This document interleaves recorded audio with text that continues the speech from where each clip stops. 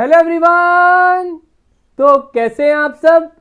तो आज हम आपके लिए लेकर आए हैं इंडायरेक्ट टैक्स, जो आपके टैक्सेशन का सेकंड कंपोनेंट है। आज इसका लास्ट पार्ट रहेगा, इसके बाद आपका टैक्सेशन कंपोनेंट पूरा कंप्लीट हो जाएगा। इंडायरेक्ट टैक्स में अभी तक हमने 2 वीडियोस में पढ़ा जीएसटी के बारे में, जीएसटी के क्या रहता है, जीएसटी क्यों लगाया गया है, कैसे ये बेनिफिशियल है, जीएसटी इन क्या है और जीएसटी काउंसिल के बारे में हम पढ़ चुके हैं। अब हम डिस्कस करते हैं। मैंने आपको बताया था कि हमने इनडायरेक्ट टैक्सेस को 3 टाइप्स में बांटा है।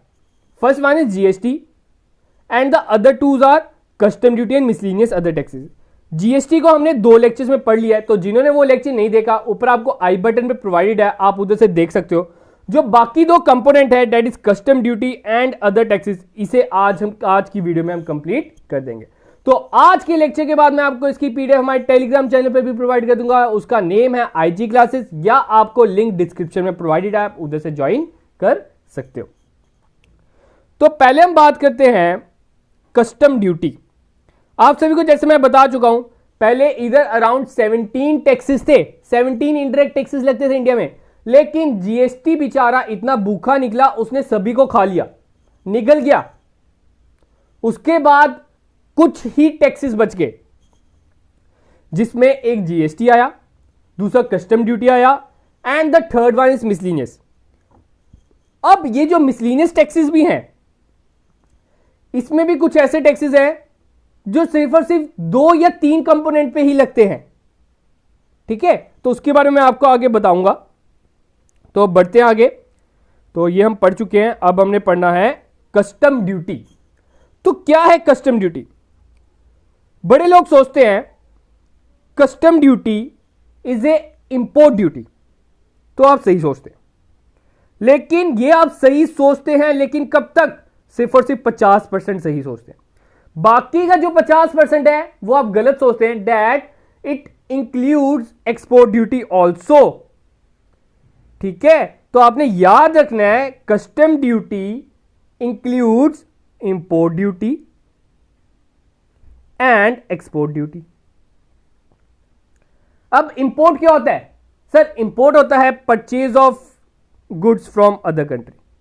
जब हम बाहर से कोई सामान मंगवाते हैं, दूसरे देश से कोई सामान मंगवाते हैं, उस पर जो हम टैक्सेस पे करेंगे वो होती है इंपोर्ट ड्यूटी।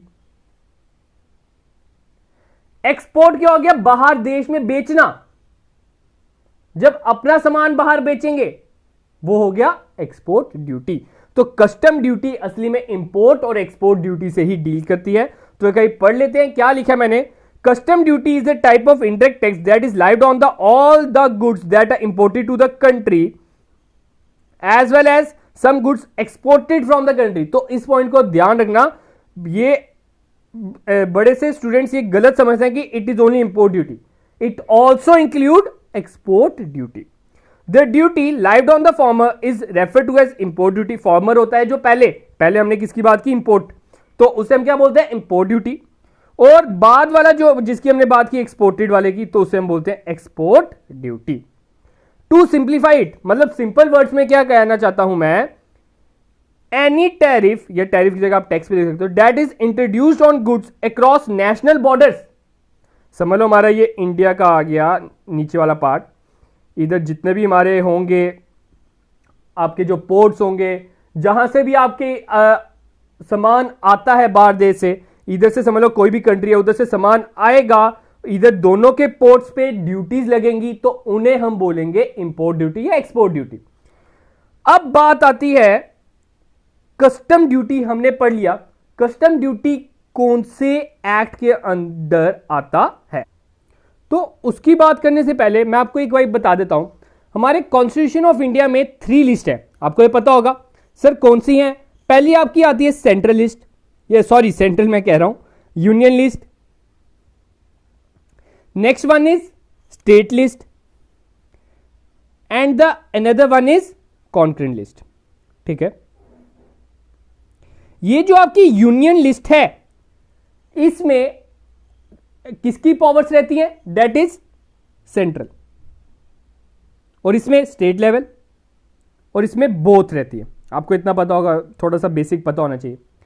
अब यूनियन लिस्ट में ही एक एंट्री नंबर 83 है, ठीक है, 83 एंट्री नंबर 83 यूनियन लिस्ट में, उसमें क्या किया गया है, 2 एक्ट्स दिए गए, दैट इज कस्टम ड्यूटी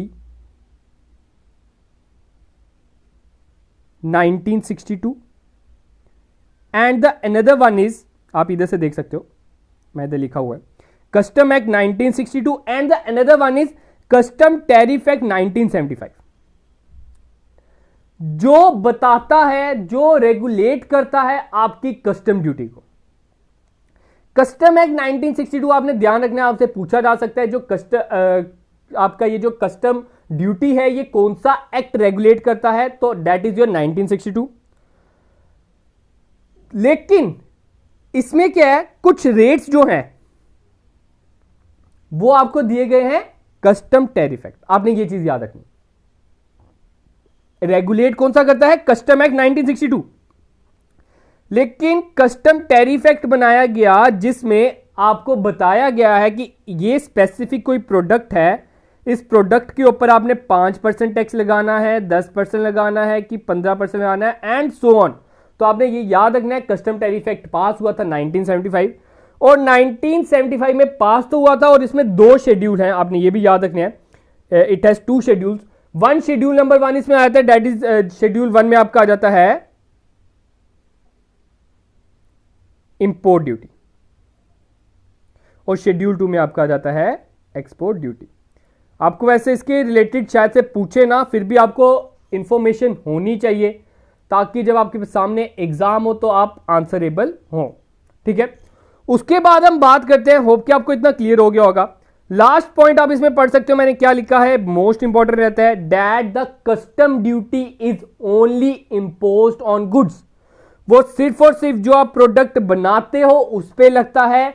अगर आपकी कोई सर्विसेज जा रही हैं बाहर या अंदर, हमारे देश में आ रही है किसी बाहर की, तो उन सर्विसेज पे ये कस्टम ड्यूटी नहीं लगती, ठीक है। ये चीज भी आपने याद रखनी है, क्योंकि इसके रिलेटेड आपको जैसे एमसीक्यू आ सकता है, which of the following tax is imposed only on goods not on services, तो that is your custom duty। उसके बाद आता है टाइप्स ऑफ कस्टम ड्यूटी। ये कुछ टाइप्स हैं, इनके बारे में बस आपको नाम पता होना चाहिए, इनके बारे में डीपली आपको जानने की जरूरत नहीं है। थोड़ा सा ओवरव्यू दे देता हूं ताकि आपको कुछ भी आ जाए इसके रिलेटेड आप आंसर दे देना। लिख लीजिए जो नोट्स बना रहे हैं। पहला क्या रहता है, बेसिक कस्टम ड्यूटी, जैसे हम बीसीडी भी कहते हैं।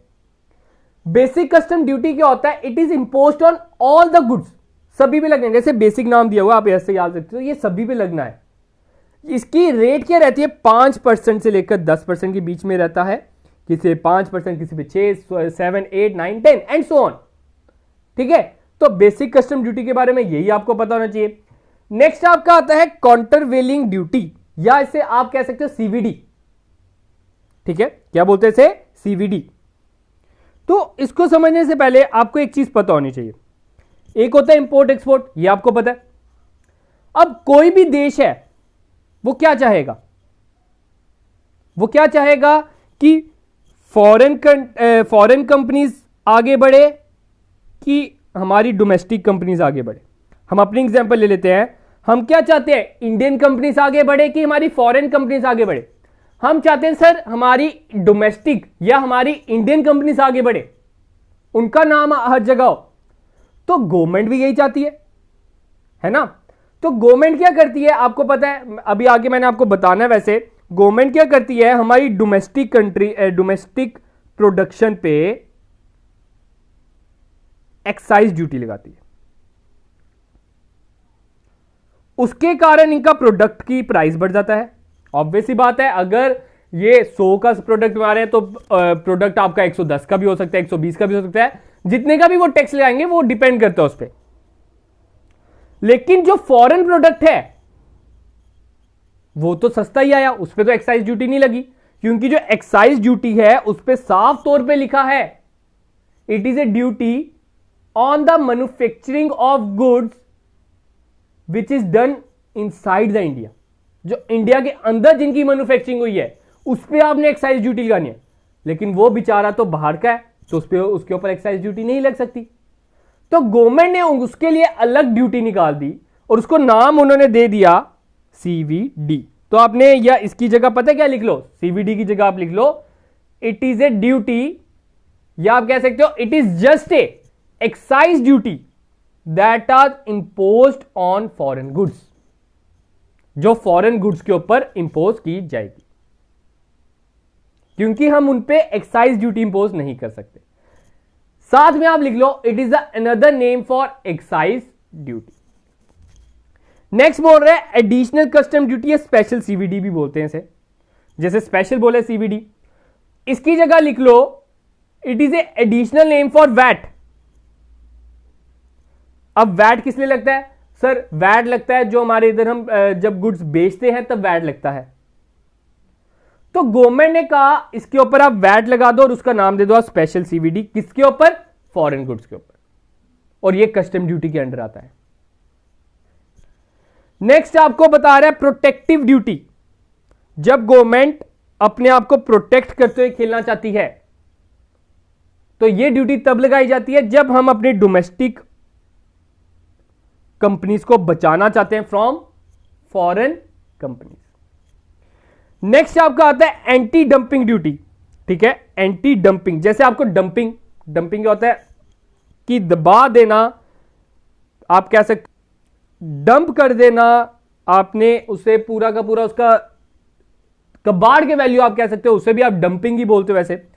तो एंटी डंपिंग ड्यूटी में क्या होता है, आपका जो प्रोडक्ट है, आपका नहीं सॉरी फॉरेन कंपनी का लेते हैं, फॉरेन कंपनी का जो प्रोडक्ट है वो क्या कोशिश करती है, बाहर की जो कंट्रीज हैं, फॉर एग्जांपल चाइना की हम ले लेते हैं, चाइना वाले क्या करेंगे, इंडिया में अपनी मार्केट बनाने के लिए इसे सस्ते से सस्ते भाव में बेचेंगे ताकि इंडिया वाले हमारा सामान ले, इंडिया वाले और हमारी तरक्की हो। चाहे किसकी तरक्की हो? चाइना की हो, इंडिया की नहीं। वो चाइना वाले अपनी सोचेंगे, वो क्या करेंगे, चाइना का सामान इतना सस्ता बनाएंगे और इंडिया में बेच देंगे। और पहले क्या कोशिश रहेगी इनकी, कबाड़ के वैल्यू में बेचे। पहले इनकी कोशिश क्या रहेगी, कबाड़ के वैल्यू में बेच दे, चाहे हमें लॉस क्यों ना हो जाए, हम बेचे बस अभी, ताकि जो इंडियंस हैं वो यूज्ड टू हो जाए। तो इस चीज से बचने के लिए गवर्नमेंट क्या करेगी, एंटी डंपिंग ड्यूटी उस पर लगा देगी। तो गवर्नमेंट के पास इसका भी रास्ता है, गवर्नमेंट क्या करेगी, उसके ऊपर एंटी डंपिंग ड्यूटी लगा देगी ताकि हमारी जो इंडियन कंपनीज हैं वो भी फ्लरिश कर सके। तो इसके बारे में आपको इतना ही पता होना चाहिए। अब आगे बढ़ते हैं हम, कस्टम ड्यूटी के बाद आपका अनदर टैक्स आ जाता है, that is your excise duty. Excise duty से ही बोलूं तो अब ये पूरा का पूरा खत्म ही हो चुका है, पूरा का पूरा नहीं सॉरी 98% खत्म हो चुका है। 2% बेचारे की जान बची है, मैं यही कहूंगा। 2% किसके कारण बची है, मैं उसके बारे में आपको बता चुका हूं। आप सभी को याद होगा, हमने जीएसटी में पढ़ा था, items which doesn't come under GST, जो जीएसटी के अंडर नहीं आती वो एक्साइज ड्यूटी के अंडर आती। गवर्नमेंट क्या कहती है, पहले मैं बता देता हूं एक्साइज ड्यूटी है क्या। एक्साइज ड्यूटी वो इंडायरेक्ट टैक्स है which is collected by a retailer और intermediary from its consumer and then paid to the government, although this duty is payable on manufacture of goods. ये जो duty है, जब आप प्रोडक्शन करते हो, जब आप मैन्युफैक्चर करते हो गुड्स का, तब ये इंपोज की जाती है। उस ड्यूटी को हम क्या बोलते हैं सर, एक्साइज ड्यूटी। ठीक है, और ये इन रिटर्न कस्टमर से लिए भी ली जाती है, उनसे ले लिया जाता है। जब उनकी कैसे लिया जाता है, आपका प्राइस बढ़ाकर। अब it is usually payable when the goods are remove from the place of production and from the warehouse. ये बेचने पे नहीं होता, आपसे उधर एमसीक्यू पूछा जा सकता है। कस्टम ड्यूटी आपने एक्साइज ड्यूटी आपने कब पे करनी है, जैसे ही आपका गुड्स आपकी जगह से गया, प्रोड्यूस होके बाहर निकला, आपके वेयर हाउस से निकला, आपने उधर एक्साइज ड्यूटी पे कर देनी है। जैसे कि मैंने आपको बताया था, जीएसटी कब दिया जाता है सर, जीएसटी तब पे किया जाता है जब हमारा सप्लाई होती है गुड्स की। ठीक है, वैसे ही एक्साइज ड्यूटी कब पे की जाएगी, when it is remove from your production place. There is no requirement for the actual sale of the goods. जरूरी नहीं है जितनी देर आपका गुड्स नहीं बिका तब तक आपने एक्साइज ड्यूटी नहीं पे करनी, आपने पहले ही एक्साइज ड्यूटी पे कर देनी होती है। अब नीचे नोट डाउन आप देख सकते हो, मैंने साफ शब्द में लिखा हुआ है that GST has now subsumed a number of indirect tax including excise duty. उसने एक्साइज ड्यूटी को भी निगल लिया है, लेकिन कुछ ऐसे प्रोडक्ट्स हैं जिन पे अभी एक्साइज ड्यूटी लग रही है, उनके नाम मैंने आपको ऊपर बता दिए। अब आते हैं हु इज लाइबल टू पे एक्साइज ड्यूटी। कौन लाइबल है एक्साइज ड्यूटी पे करने को? तो आपने ये 3 पार्टीज ध्यान रखनी है। पहली पार्टी आपकी आती है अ पर्सन और entity that manufacture the goods in question, मतलब जो मैन्युफैक्चर करेगा, जो ऊपर मैं बता चुका हूं। दूसरा, द पर्सन और entity that got the goods manufactured by the hiring labour. देखो, लेबर से तो नहीं ली जाएगी, जिसने लेबर को हायर किया है उस मैन्युफैक्चर से ली जाएगी। तीसरा, उस इंसान से ली जाएगी that got the goods manufactured by other party, जिसने और किसी पार्टी को हायर करके और किसी मैन्युफैक्चर को हायर करके खुद मैन्युफैक्चर कराया है, उससे ली जाएगी एक्साइज ड्यूटी। तो ये 3 लोग थे, मतलब कि एक बार मैं फिर से बताता हूं। पहला, जो मैन्युफैक्चर करेगा। दूसरा इंसान जो लेबर को हायर करके मैन्युफैक्चर करेगा, तो वो भी पे करेगा। ये नहीं कहेगा कि लेबर ने बनाया, मैंने नहीं बनाया, तो लेबर को पकड़ो, तो उसी इंसान को पकड़ा जाएगा जिसने लेबर को हायर करके किया। तीसरा, that got the goods manufacture by other parties, जिसने दूसरी पार्टी से भी, मतलब लेबर के तौर पे ये दोनों आप कह सकते हो थोड़े बहुत मिलते जुलते ही हैं, तो मैन्युफैक्चर को ही पकड़ा जाएगा जिसने हायर किया था, जिसने लास्ट पेमेंट की है, कि जो बोलेगा कि मैंने ही इन्हें पकड़ा था और मैन्युफैक्चर कराया। तो ये 3 लोग आपके एक्साइज ड्यूटी पे करने के लायबल। अब नीचे एक नोट लिखा है, ध्यान से पढ़ना। इसमें क्या लिखा है मैंने? That excise duty is lived by the central government. आपसे अगर पूछा जाए एक्साइज ड्यूटी कौन लगाता है, एक्साइज ड्यूटी लगाती है सेंट्रल गवर्नमेंट। लेकिन ध्यान से पढ़ो आगे, एक्सेप्ट ऑन सर्टेन आइटम्स। कुछ ऐसी आइटम्स है जिसपे सेंट्रल गवर्नमेंट एक्साइज ड्यूटी नहीं लगाती, उस पे कौन लगाती है? स्टेट गवर्नमेंट लगाती है। तो ऐसे कौन से प्रोडक्ट हैं? That is narcotics and alcohol. In products पे कौन लगाएगा? State government. बाकी जितने प्रोडक्ट्स है उस पे कौन लगाएगा? Central government. अगला टैक्स आपका आता है स्टैंप ड्यूटी। ठीक है, तो नेक्स्ट क्या है आपका? Stamp duty. तो आपको पता होना चाहिए स्टैंप ड्यूटी क्या है। स्टैंप ड्यूटी अभी भी एप्लीकेबल है, आप देखते हो। स्टैंप ड्यूटी आपकी सभी की सभी लीगल डॉक्यूमेंट्स के ऊपर लगती है। आपने ये नोट डाउन करना है, ठीक है। इसकी मैं आपको इमेज दिखा देता हूं जिससे आपको पूरा क्लियर हो जाएगा होता क्या स्टैंप ड्यूटी। तो ये आपका स्टैंप ड्यूटी अब आपको क्लियर हो गया होगा। जब भी आप कोई लीगल, आप कोई एफिडेविट बनाने जाते हो, आपको ऊपर लिखा होता है ₹10 एंड सो ऑन। तो ये आपकी होती है स्टैंप ड्यूटी। तो ये नोट डाउन आप कर लो। तो अब स्टैंप ड्यूटी लगती कब है? It is applicable on all legal documents live down on transfer of immovable property. Obviously बात है, उसमें आपका लीगल डॉक्यूमेंट लगेगा। Located with in the state and charge by the state government. और ये कौन चार्ज करता है? स्टेट गवर्नमेंट करती है। इसे भी आप नोट डाउन कर लो। इट में वेरी इन रेट्स। महाराष्ट्र का रेट अलग है, J&K का रेट अलग है, दिल्ली वगैरह का रेट अलग है। तो आपको यह भी पता होना चाहिए। नेक्स्ट आपका आता है सर्विस टैक्स। अब असली में सर्विस टैक्स तो बचा नहीं है क्योंकि हमारा जीएसटी से निकल गया है, फिर भी पता होना चाहिए that is it is imposed on services provide by entity. If an entity is providing any services they are required to levy service tax. For example किसी का ट्यूशन सेंटर है तो उस पर पहले सर्विस टैक्स लगता था, लेकिन अब जीएसटी ही लगता है क्योंकि इसकी फुल फॉर्म क्या जीएसटी की? Goods and services tax. तो उस कारण ये सर्विसेज टैक्स आपका जीएसटी के अंडर ही आ जाता है। तो आपको बस इतना पता होना चाहिए जो सर्विस टैक्स था वो सर्विसेज के लिए एप्लीकेबल था। अगला आता है आपका एंटरटेनमेंट टैक्स। ये एंटरटेनमेंट के लिए लगता था। तो क्या है entertainment tax? Is levied on every financial transaction that is related to entertainment. तो कौन कौन से एंटरटेनमेंट के आगे जरिए? आजकल कितने ज्यादा जरिए हैं? That is amusement parks, video games, arcades, exhibition, celebrity stage shows, sports activities and etcetera. तो इन पे कौन सा टैक्स लगता था? That is your entertainment tax. Hope कितना क्लियर होगा। अब तो इसके ऊपर इसमें भी जीएसटी ही आ जाता है। तो ये जो आपका था इनडायरेक्ट टैक्स, उसके बारे में आपको इतना ही पता होना चाहिए। देखो इसके रिलेटेड मुझे लगता है maximum to maximum 3-4 questions, maximum to maximum मैं यही कहूंगा क्योंकि बाकी कंपोनेंट भी है। आपके 30 कंपोनेंट है टोटल, 30 मार्क्स का है जिसमें 19 कंपोनेंट्स हैं। अगर इसको डिवाइड कर दो तो 1 पॉइंट समथिंग ही आता है, 1.5 ही लगा लो आप, ठीक है। तो डेढ़ क्वेश्चन आने के ही चांसेस है। फिर भी मैं मैक्स टू मैक्स लगा रहा हूं कि आपका टैक्सेशन से समझ लो 4 क्वेश्चन भी आ जाते हैं मैक्सिमम टू मैक्सिमम, लेकिन उसके पहले 2-3 क्वेश्चन आपके डायरेक्ट टैक्स के रिलेटेड ही होंगे, क्योंकि मोस्ट इंपॉर्टेंट आपका डायरेक्ट टैक्स आ जाता है, उसके बाद जीएसटी ही आ जाता है। फिर जाकर अगर एग्जामिनर को लगा कुछ बच गया तो वो मुझे लगता है कि आपके जो मिसलिनियस इनडायरेक्ट टैक्सेस है उधर से ये पूछेगा। तो आज हमारा टॉपिक इधर ही खत्म होता है, टैक्सेशन हमारा इधर ही खत्म होता है। अब हम आपके साथ नेक्स्ट वीडियो बहुत जल्द लेके आएंगे, तो इसकी पीडीएफ मैं आपको टेलीग्राम पे प्रोवाइड कर दूंगा। बड़ी देर से आपकी डिमांड थी सर पीडीएफ प्रोवाइड की जाए, तो आज मैं आपको प्रोवाइड कर दूंगा हमारे टेलीग्राम में आफ्टर प्रॉपर चेकिंग की कुछ मिस्टेक तो नहीं है।